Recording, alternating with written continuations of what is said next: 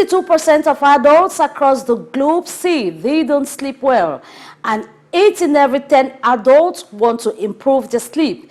Unfortunately, 60% of this figure has never sought for medical help. On the other hand, 44% of adults in the world see their sleep conditions have worsened over the 5 past years. This is information gathered from the Philips Global Sleep Survey of 2019. It might be disturbing to know that many people around you have difficulties in having a good sleep. And this is what we'll be talking today in our program, 𝐒𝐋𝐄. You're welcome.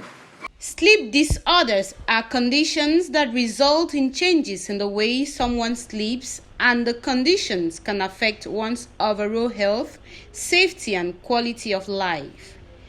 There are many types of sleep disorders and are grouped into categories according to behaviors and patterns.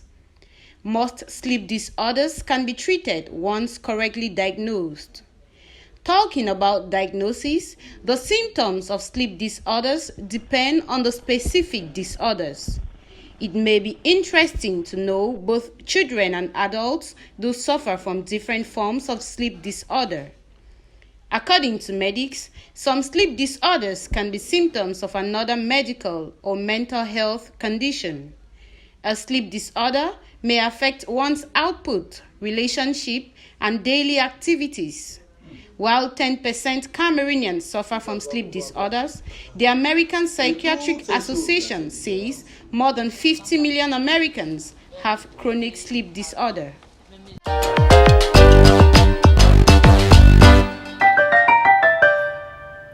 Ladies and gentlemen, you're welcome back. And with me today, like I said before we went on break, is none other but a guest who is in this domain of sleep disorder for a long time now. He is Dr. 𝐉𝐄𝐏𝐇𝐓𝐄, who is a specialist in sleep disorder. Doctor, you're welcome. Thank you very much. I'm happy to be with you. It's a pleasure for Global TV to have you on board as well. Yes. Today we are talking about sleep disorder. Yes. Out there, so many people complain they don't sleep. Yes. Some don't even complain. They don't Yes. know what is wrong with them. Yes. And today we are here to tell the public more on this disorder that is growing across the globe. Yeah. And Cameroonians are not left out.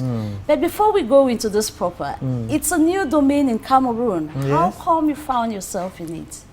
Well, it's a long story. It's a very long story. My mother-in-law was sleepless.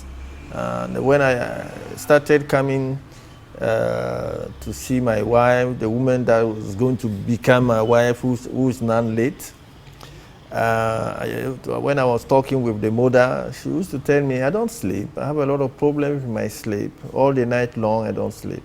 So one day I was reading about already a doctor working with Douala Port Authority. And I was reading a newspaper, a French newspaper, and I read about a center in Hôpital Pitié-Salpêtrière, which is the biggest hospital in Europe. And they was having a center specialized in sleep disorders. So I saw the image and I was really interested. So I decided to go to that center, see whether I can study sleep medicine. So I was welcomed by the professor who was in charge of that sleep center called Isabelle Arnulf. So she welcomed me very well, and I told her that I was interested to study sleep medicine, but in 10 years to come, because I was still working. So she told me, okay, in 10 years I will still be here. So 10 years after I took my retirement, and 2 years after my retirement, I was 62 years old. Wow. When I went back to the Faculty of Medicine in Paris to study sleep disorders, and I was attached to the sleep laboratory or sleep center, and I passed a diploma, which is state diploma, to say it's like that, state diplomas, because we were 21 universities who came together to give the teachings and give the diploma. So I succeeded to have it. It was a very, very, very hard to have it. Then you were up to the task. I was up to the task. And today you are here to help many Cameroonians suffering from this pathology. Yes. So we talk about sleep disorders. What exactly is it? Well, sleep disorders is anything uncomfortable that happens during sleep. Okay?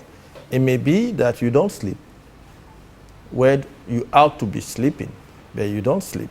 That we call it sleeplessness or insomnia. That's the main pathology that we found in Cameroon, for instance. But you have those who sleep too much, okay? Hypersomnia. Those who sleep at a normal time. So during working hours, for instance, they are in the office sleeping. They are in the transport, in the bus, for instance, sleeping. In the taxi, sleeping.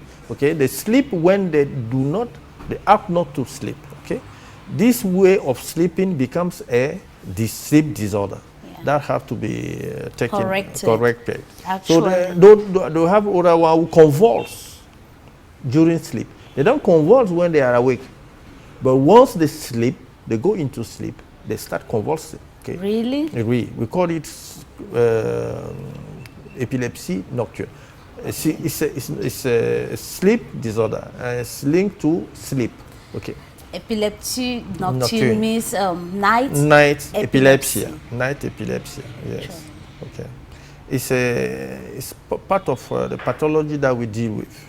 And we have that in here in Cameroon. Of course, we have a lab to assess this sort of conditions and treat. We do it here. We have a lab. So, doctor, how can you know you're suffering from a sleep disorder, and when actually do you need to find help? Yes, it depends on the sleep disorder. For instance, if you convulse, you cannot doubt that you are sick. Okay, if you convulse during sleep, the family, everybody is easily aware of the fact that there's something abnormal that should be corrected. But there are some situations as sleeplessness, those who don't sleep well. Some don't know that it's a sickness and they can be corrected. So they can be negligent, okay?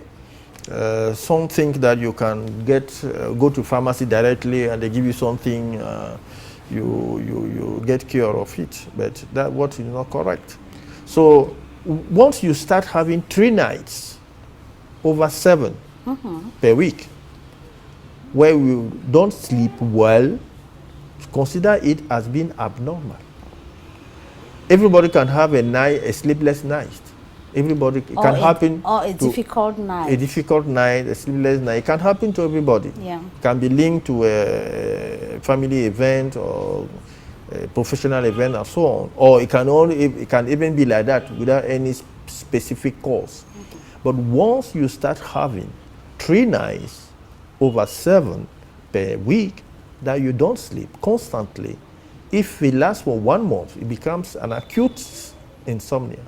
If between 1 month to 3 months, it becomes subchronic insomnia.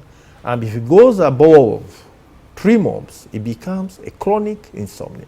That's why you have to start the treatment early so that it doesn't move to chronicity.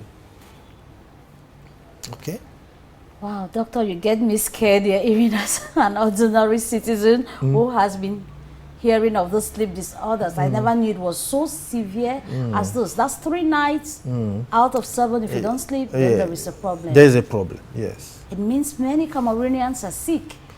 Well, many, yes, of course. Those who are chronically sleepless, they can be 10%. That's the international percentage statistics. 10% of people are chronically sleepless. Okay, those who are episodically sleepless, they can be able to 30%. Doctor, we are talking of not sleeping 3 nights out of 7, having a good sleep. So now, what can be a good sleep? Well, that's a very, very, very good question. What is a good sleep? A good sleep, first of all, a sleep that lasts at least 6 hours.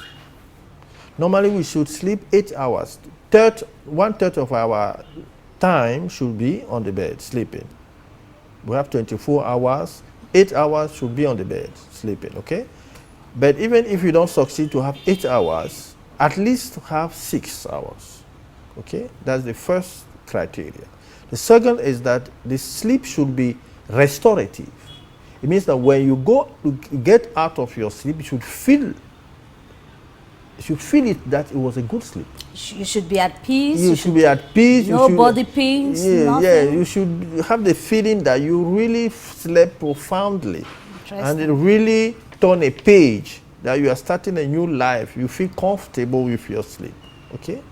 Another point is that you should feel your sleep. Some people sleep, they sleep deeply, but they don't know that they slept, okay?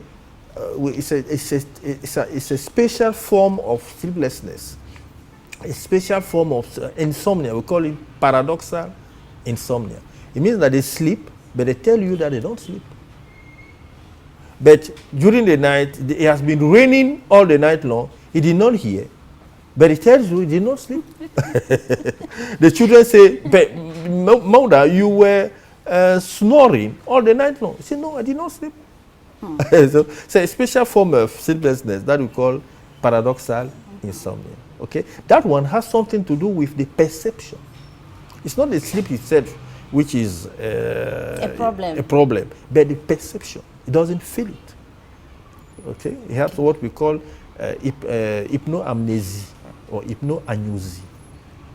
So, doctor, what can be the causes of these disorders? Yeah. Can it be what you eat? Can it be your environment? Can it be, I don't know, a problem? It's started by genetics. Yeah. Some family are sleepless.